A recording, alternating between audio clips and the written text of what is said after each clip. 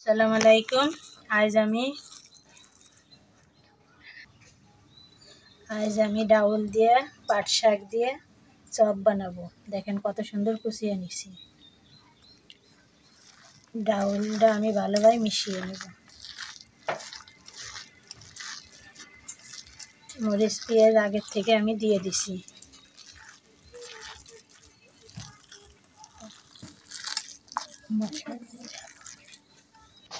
জিরে বাটা দিয়ে দিলাম।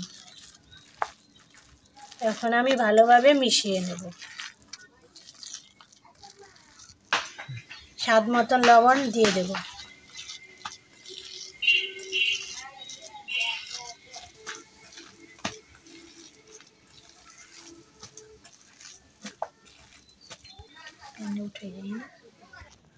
ভালোভাবে আমি মিশিয়ে নিছি। এখন আমি শাকগুলো দিয়ে দেব। শাক দিয়ে আমি এখন আবার মিশিয়ে নেব।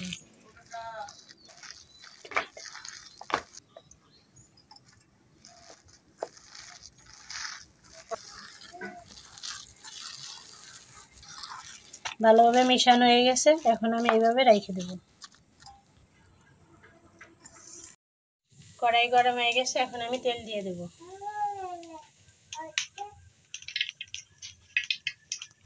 তেল আমার গরম হয়ে গেছে। এখন আমি বড়াগুলো দিয়ে দেব।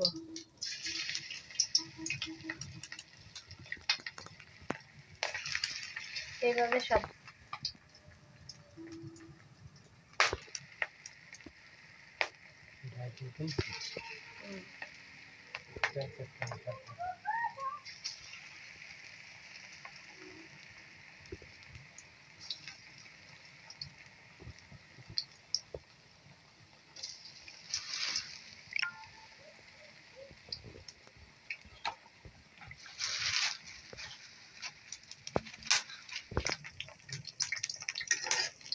পাশ আমার ভাজা হয়ে গেছে।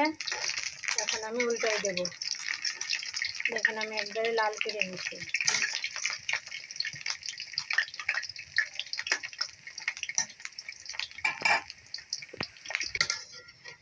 বড়াগুলো ভাজা হয়ে গেছে। এখন আমি নামিয়ে নেব।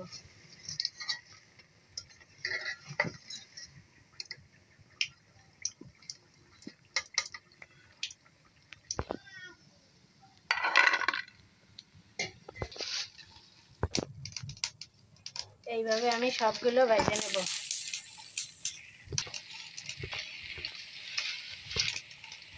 বড়াগুলো বানানো হয়ে গেছে। এখন আমি নামিয়ে নেব।